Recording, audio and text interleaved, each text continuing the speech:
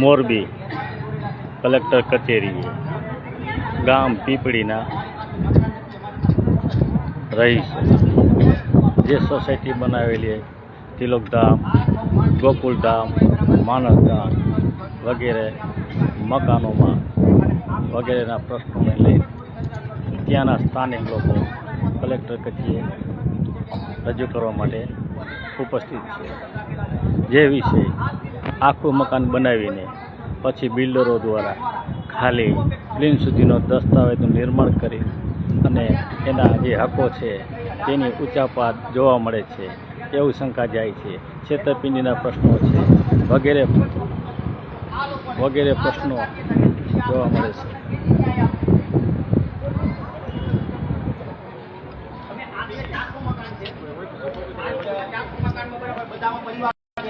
કેટલાકને બરાબર છે આ લોકોએ છેતરપિંડી કરીને ગમે તે પ્રમાણે લોન અપાવીને ગમે તે કરે છે. એક હપ્તો કે 2 હપ્તા બાઉન્સ હોય છતાં લોકોના મકાન પડાવી દીધેલા છે. અસંખ્ય આ બિલ્ડરો જે ખરા એ બિલ્ડર નથી. આ ફક્ત ને ફક્ત ખાલી એકદમ ખુલ્લેઆમ કહેવામાં આવે છે અત્યારે કે ભાજપના દ્વારા પેદા કરેલા ગુંડા છે આ લોકો. અને ભાજપમાં ધારાસભ્યશ્રીને છેલ્લા 2 વર્ષથી અમે રજૂઆત કરીએ છીએ. ધારાસભ્યશ્રીને હજુ સુધી અમારી પાસે મળવા આવવાનો કે જોવાનો કે કોઈ સમયનો બરાબર છે કે એમનો ટાઈમ નથી મળ્યો.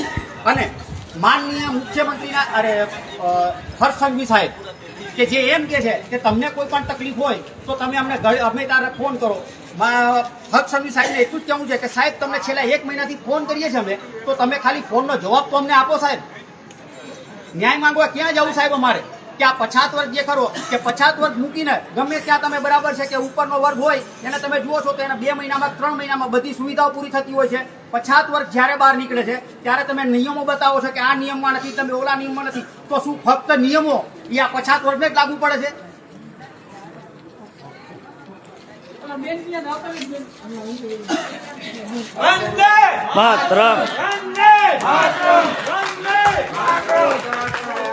જય ભીમ, જય ભીમ, જય ભીમ.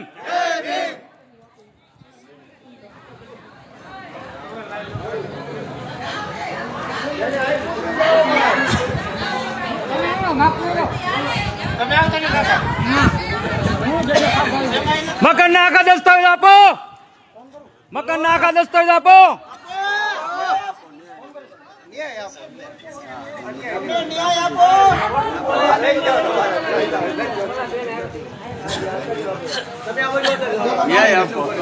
રોડ રસ્તાની સુવિધા આપો.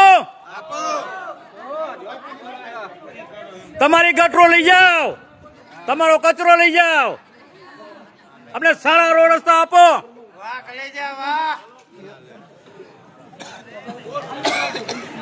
જીવડા, મચ્છરો વગેરેનો ઉપદ્રવ કરો સાફ, ચોખ્ખી સુવિધા આપો. જય ભીમ, નમો બુદ્ધાય.